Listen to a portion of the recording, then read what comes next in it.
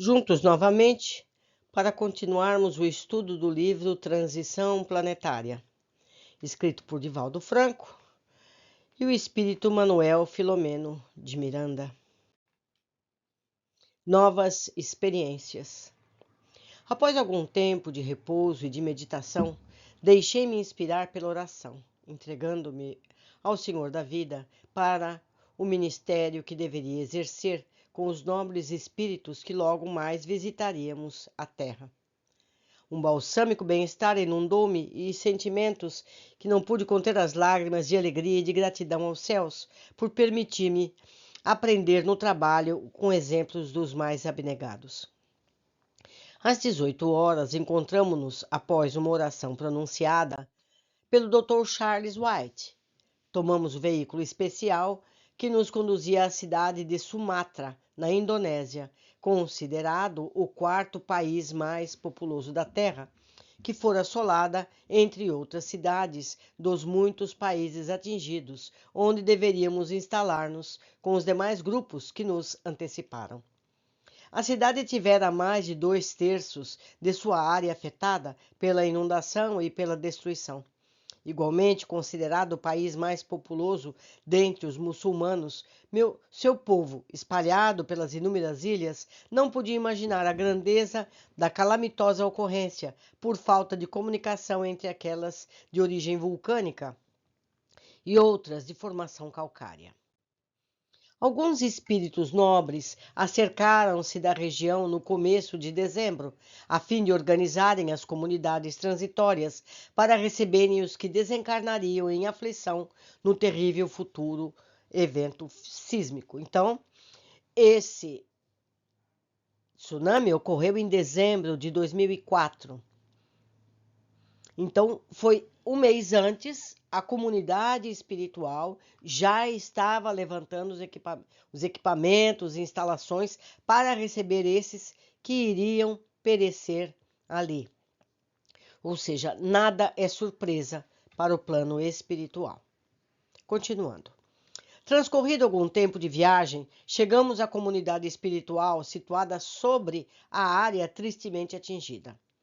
Embora houvéssemos acompanhado alguns lances da tragédia em nossa colônia, podíamos agora ver diretamente os danos causados pela onda imensa e pelas que a sucederam, destruindo tudo com a velocidade e a força ciclópica do terremoto nas águas profundas do Oceano Índico e logo depois as contínuas vibrações e seguidos choques destruidores. A força tempestuosa espalhara-se pelas costas da Índia, do Sri Lanka, da Tailândia, das Ilhas Fifi, das Maldivas, Bangladesh, parte da África, embora com efeitos menores, que alcançaram outras regiões do referido oceano. Como resultado lastimável, ocorreram alterações na massa terrestre, no seu movimento, na inclinação do eixo, que, embora não registradas com facilidade por seus habitantes, foram detectadas por instrumentos sensíveis. Então, eu vou ler de novo esse parágrafo. Como resultado do tsunami, do terremoto, do tsunami, como resultado lastimável, ocorreram alterações na massa terrestre, no seu movimento, na inclinação do eixo, que, embora não registradas com facilidade pelos seus habitantes, ou pelos terráqueos, foram detectadas por instrumentos sensíveis.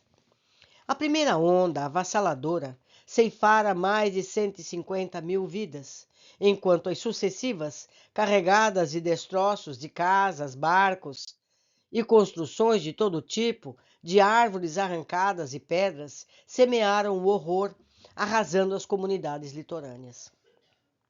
A psicosfera ambiental era densa, denotando todos os sinais inequívocos das tragédias de grande porte. Ouvíamos o clamor das multidões desvairadas, enlouquecidas pelo sofrimento decorrente da morte dos seres queridos, assim como em relação aos desaparecidos, a perda de tudo, vagando como ondas humanas sem destino. De imediato começaram a chegar as contribuições internacionais. Porém, Os instintos agressivos dominavam grupos de exploradores, de vadios e criminosos que se aproveitavam da oportunidade de ampliar a rapina e o terror. Tempestades vibratórias descarregavam energias densas sobre o rescaldo humano e geográfico, confrangendo-nos sobremaneira. Logo após encontrarmos o lugar que nos deveria servir de suporte para as incursões ao planeta, onde igualmente se alojavam outros grupos espirituais socorristas, o nosso gentil doutor explicou-nos qual a tarefa que deveríamos desempenhar naqueles primeiros minutos e, orientando-nos, mergulhamos na densa noite que se abatia sobre a região devastada. Os corpos em decomposição amontoavam-se em toda parte. Após ligeira identificação de familiares e a remoção de alguns para outros lugares, chamando-nos a atenção as fortes ações espirituais mantidas pelos recém-desencarnados, que sequer se haviam dado conta da ocorrência grave. Imantados aos despojos, estorcegavam, experimentando a angústia do afogamento, as dores das pancadas produzidas pelos destroços, o desespero defluente da ignorância. De quando em quando, escutavam-se preces e súplicas dirigidas a Alá, logo seguidas de blasfêmias e imprecações tormentosas.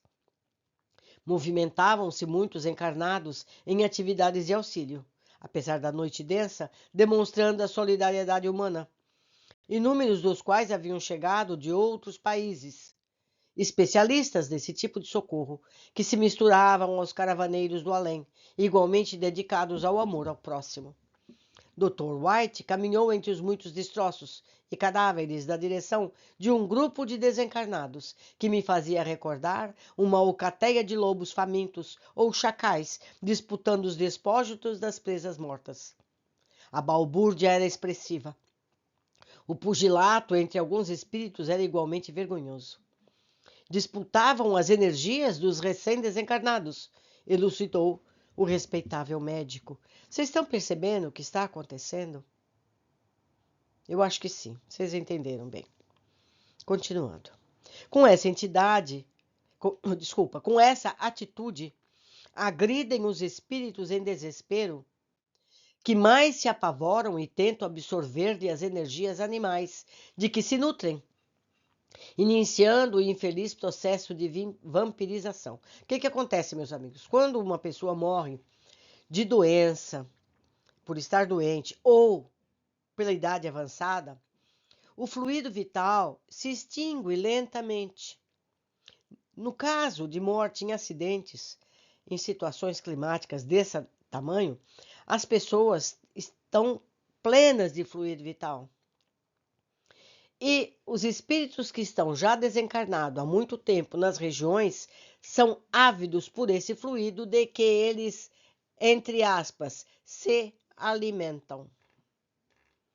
Entenderam? É isso que acontece. Continuando. Identificando-se com aqueles cujas existências foram de irresponsabilidade, o que lhes permite a sintonia vibratória, buscam exauri-los, o que apressará a decomposição cadavérica, arrastando-os para regiões de desdita, onde os submeterão a sevícias e exploração mental de longo curso. E ele explica aqui que essa situação só acontece com aqueles que já eram pessoas de vibração irresponsável, baixa vibração, que vem a ser vibração do nível desses que estão se aproveitando.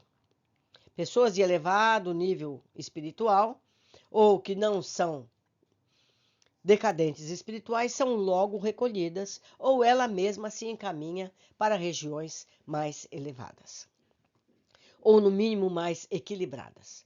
Continuando. E como são profundamente infelizes, disputam as vítimas como fariam os animais ferozes com os despojos das caças que acreditam pertencer-lhes. Nosso compromisso, de momento, é afastá-los do local e tentar despertá-los para a sua realidade espiritual.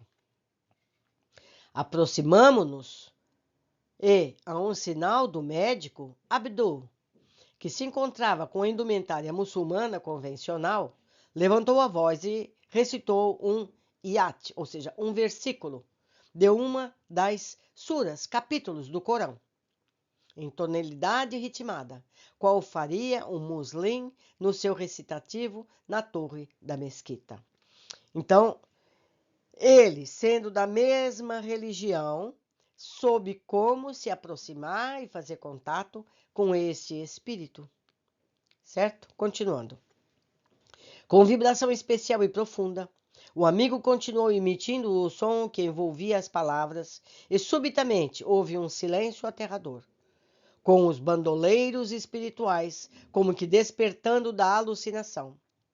Nesse momento, Ana aproximou-se, carregando um archote que clareava o ambiente, erguido com o braço direito, acima da cabeça, e tomados de espanto, os vampiros e exploradores pararam a agressividade.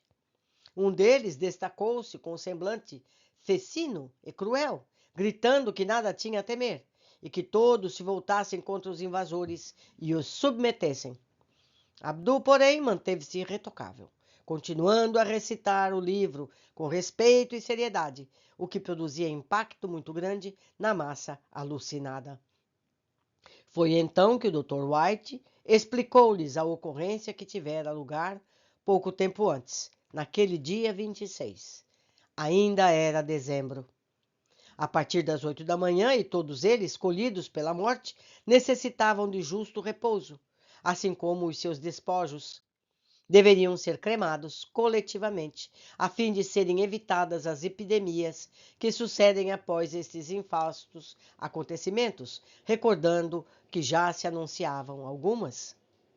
Ante o espanto natural que tomou conta dos desordeiros espirituais, o padre Marcos tomou das mãos, que pareciam garras de um deles, o espírito que se debatia entre os fluidos materiais como resultado das ligações do perispírito ainda não totalmente interrompidas, o que lhe proporcionava angústias inenarráveis e o pavor pelo que experimentava decorrente do rude verdugo que não resistiu ao gesto bondoso.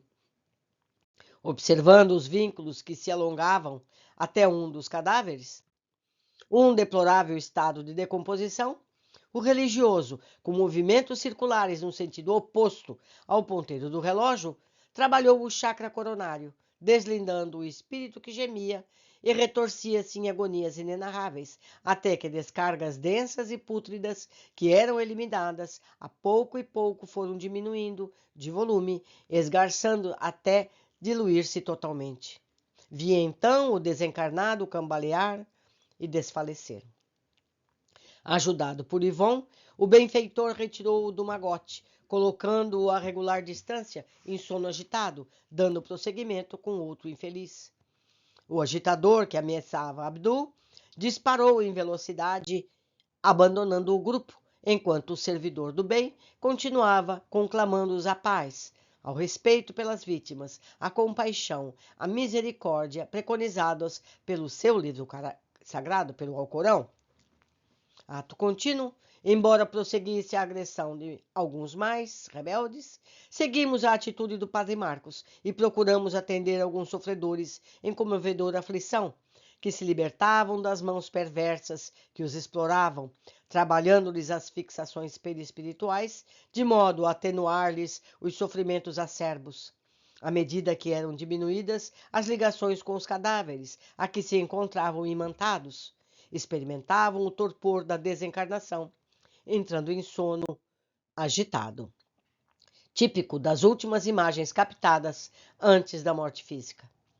Colocadas um pouco distante da zona infectada pelos fluidos densos e danosos, grupos de padioleiros que se dedicavam a transferi-los para a nossa comunidade espiritual temporária conduziram-nos silenciosamente.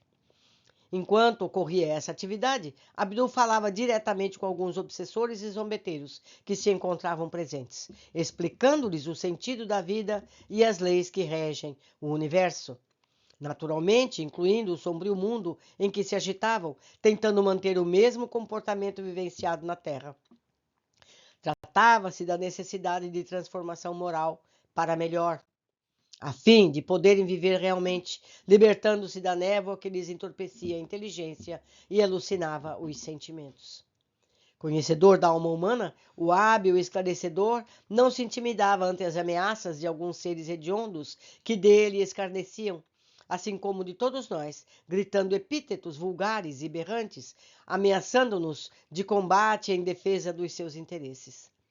Sem enfrentamento verbal ou mental, continuávamos cuidadosamente em nosso mistério, diminuindo o número daquelas que se mantinham fixados nos corpos danificados, desejando reerguê-los, retomá-los para prosseguirem na caminhada humana. Dando-se conta da impossibilidade, caindo na realidade que não desejavam aceitar, perdiam completamente a lucidez e atiravam-se de encontro ao solo, ou contra uns aos outros, revoltados e em pranto de agonia, impedindo qualquer ajuda de nossa parte. Era natural, portanto, que houvesse um ponto de contato que nos facilitasse a execução do mistério a que nos dedicávamos. Não existem violências nas leis do amor, sendo necessária qualquer forma de identificação entre aqueles que necessitam e quem se dispõe a ajudá-los. Eis porque, não poucas vezes, o sofrimento ainda é a melhor psicoterapia de que a vida se utiliza para despertar os dementados pelo prazer e os aficionados da crueldade.